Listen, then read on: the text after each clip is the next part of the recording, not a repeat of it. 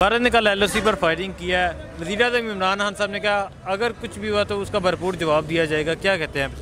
मैं LOC के करीब रहता हूँ, छम जोड़ियाँ में रहता हूँ। ठीक। और हमारे एरिया में तो रोज़ाना फायरिंग होती है। ठीक। और अल्हम्दुलिल्लाह एक फायर आता है तो हम 10 करते हैं। ये तो हमारी आर्मी है ना जी। ये बात आम पब्लिक को नहीं पता कि जवाबी कार्रवाई भी की जाती है। कर रहे हैं जी, जितनी करनी चाहिए उससे भी ज़्यादा कर रहे हैं। और मैं छम जोड़ियाँ का मकामी रहने वाला हूँ। ठीक। और अल्हम्दुलिल्लाह एक फायर आता है तो हम 10 करते हैं। आप LOC के रहने वाले हैं तो क्या जज्बा होता है? मैं कहता हूँ कि बस यार या पार, यार यहाँ पार। अल्हम्दुलिल्लाह जी बिल्कुल, खान साहब के इस बयान के साथ हम खड़े। पाकिस्तान के जितने भी आवाम है वो खान साहब के साथ, जो भी फैसला खान साहब लेंगे और हमारे पाक फौज जो भी फैसला लेंगे हम उसके साथ देंगे इंशाल्लाह। इस हवाले से बिल्कुल ऐसा ही है। उनकी जो है ना किसी भी कार्रवाई पे भरपूर आगे से मुंह तोड़ जवाब देना चाहिए। तो क्या जज्बात है आपको? मेरे तो मैं कह रहा हूँ मैं भी जाऊँ, लेकिन मजबूर हूँ, पढ़ रहा हूँ, उसके अलावा वर्किंग कर रहा हूँ, उसकी वजह से बिल्कुल जवाब देना चाहिए। हमारा हक बनता है, क्योंकि दुश्मन जब हैवी हो जाएगा तो फिर हम क्या करेंगे। और इमरान खान साहब ने जो बयान दिया वो बड़ा वज़नी बयान है और इनको करना चाहिए। ठीक है। और नहीं तो ऐसी जो सूरत हाल पैदा हो रही है कि आज कल से वहाँ फायरिंग हो रही है मुतवातर, तो क्या कहते हैं आप? नहीं, अब ये जो है ना, ये हिंदू जो हैं ये ऐसे बाज नहीं आएंगे जब तक इनकी सही ठुकाई नहीं करेंगे ना। ये जंग के अलावा इनका कोई हल नहीं है। जब जंग होगी तो ये बिल्कुल सुकून में आ जाएंगे। जैसे इमरान खान ने इनको प्रेस किया है ना, आलमी दुनिया के सामने इनको बेइज्जत किया है, ये गोरों के सामने जाकर उन्होंने आवाज़ उठाई है। इन्होंने बहुत अच्छा किरदार अदा किया। इससे पहले किसी वज़ीर ने ऐसा नहीं किया जैसा इमरान खान ने किया है। अब इमरान खान की जदोजहद है कि कश्मीर मसले का हल निकलाए बातचीत से, लेकिन ऐसा मुमकिन नहीं है, लगता नहीं है। बिल्कुल वो दुरुस्त कह रहा है, ठीक कह रहा है। वो जवाब देना चाहिए, इंडिया को मुंह तोड़ जवाब देना चाहिए, ताकि उसको सबक सिखाना चाहिए, ताकि वो दिन क़यामत तक याद रहे कि हमारे साथ क्या किया मुसलमानों ने। क्या वो इंडिया वाले जो हमें ऐसा सोच रहे हैं कि वो जैसे पीपल्स पार्टी का एक हमारा लीडर है असफ जरदारी का, बिलावल भुट्टो हम नहीं कह सकते हैं, बिलावल जरदारी कह सकते हैं, क्योंकि भुट्टो के ख़ानदान में नहीं है। वो भुट्टो के ख़ानदान में नहीं है, भुट्टो के ख़ानदान में नहीं है। वो असफ जरदारी का है। असफ जरदारी का बेटा वो कठपुतली हुकूमत कह रहा है, वो फ़ौज को कह रहा है। ये मैं दावे से कहता हूँ, और ये फ़ौज को कह रहा है। और ये लफ्ज़ उसका जो है वो बहुत गलत है। ये बहुत गलत है। बिला शक वो आ जाए, जिस तरह दिल करता है वो आ जाए। पढ़ा लिखा है, बाहर पढ़ा है, वो पाकिस्तान में नहीं पढ़ा है। अभी बाहर के लोग उसको दुश्मन उसको बता रहा है कि आप बताएं इसको कठपुतली। ठीक है, फ़ौज की हुकूमत नहीं है, अभी अवाम की हुकूमत है, ये जमहूरियत है। जमहूरियत में जो मर्जी है बताएं, मगर कठपुतली बताना जो है, ये जरदारी का बेटा जो है ये बहुत गलत बता रहा है, बहुत गलत बता रहा है। बिलावल साहब ये कह रहे हैं कि ये सिलेक्टेड हुकूमत है। सिलेक्टेड भी जो है, चलो इसका कोई पता नहीं, हो सके सिलेक्टेड हो, मगर नहीं, अवाम ने इसको बनाया है। जिसने भी बनाया अवाम ने, अगर एक अवाम ने वोट दिया है वो सिलेक्टेड नहीं हो सकता है।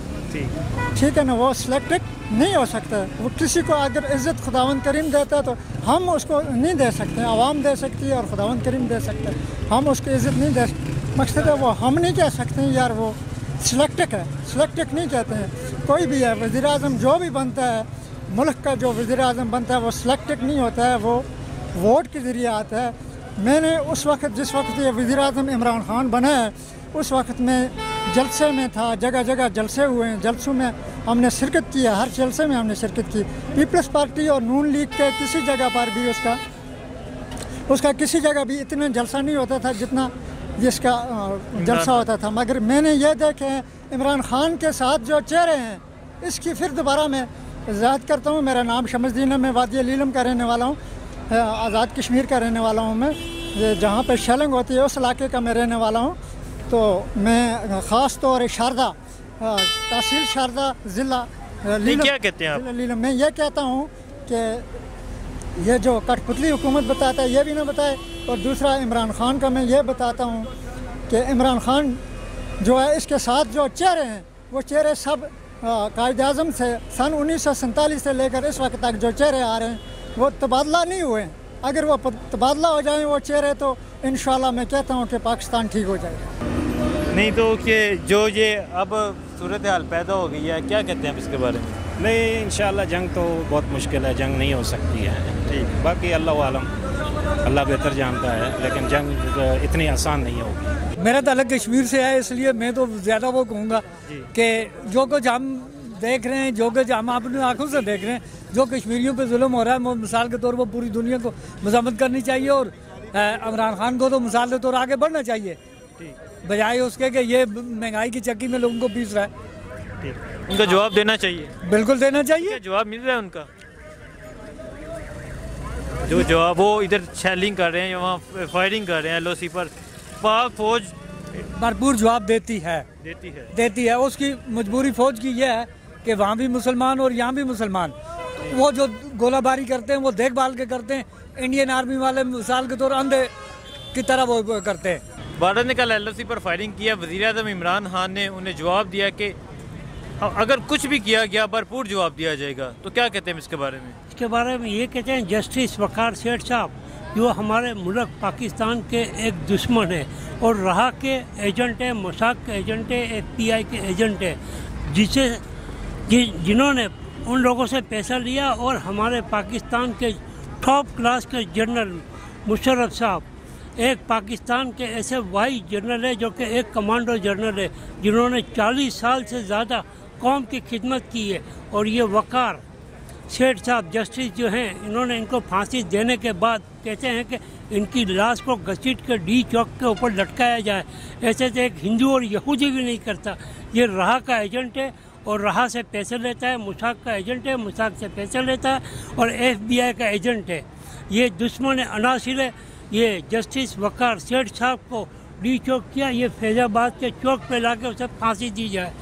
इमरान खान साहब, ये कौन से इदारे आपने आज़ाद किए हैं? ये इदारों में जो ऐसे लोग बैठे हैं इनको फांसी दी जाए और ऐसे और लोग होंगे जो हमारी अदालतों के अंदर होंगे, उनको भी ऐसे लोगों को ढूंढो और उनको फांसी दो। ये फैज़ाबाद पे डी चौक क्या कोई कब्रिस्तान है क्या जो मुशर्रफ साहब जैसे को डी चौक पे मौत के बाद 3 दिन के लिए लटकाया जाता है? वक़ार जस्टिस वक़ार साहब, मैं आपके खिलाफ खड़ा हो चुका हूँ और आपको मैं फांसी दूंगा। तुम राह के एजेंट हो, दोबारा बोलता हूँ, मुसाक के एजेंट हो तुम और FBI के एजेंट हो। तुमको नहीं, तुम्हारे पूरे ख़ानदान को फांसी दी जाएगी। तुम मुल्क दुश्मन अनासिर हो और तुम मुल्क के वफादार जस्टिस नहीं हो। और आप इतने सख्त बयानात क्यों दे रहे हैं जस्टिस साहब के खिलाफ? इसलिए दे रहे हैं कि इसने पूरी कौम को दुनिया के सामने झुका दिया और तबाह कर दिया है कौम को। पाकिस्तान की कौम एक जिंदा कौम है जिसको इन्होंने एक डी चौक के ऊपर एक कौम को लाके खड़ा कर दिया। ये इतना जालिम बंदा है ये। वक़ार साहब, आप सेठ नहीं हो, आप दुश्मन नासिर हो। आपका नाम हिंदुओं के नाम में रखा जाए, आपको मुसलमान की तहरीक में शामिल न किया जाए। तुम दुश्मन अनासिर हो और आपके लिए मैं खड़ा हो चुका हूँ। ठीक है, आप मुशर्रफ साहब की इतनी हमायत कर रहे हैं। मुशर्रफ साहब के इस मुल्क के लिए क्या कारनामे हैं? मुशर्रफ साहब 40 साल से जंगे मैदान में रहे हैं और कौम के लिए इन्होंने बहुत कुछ किया है।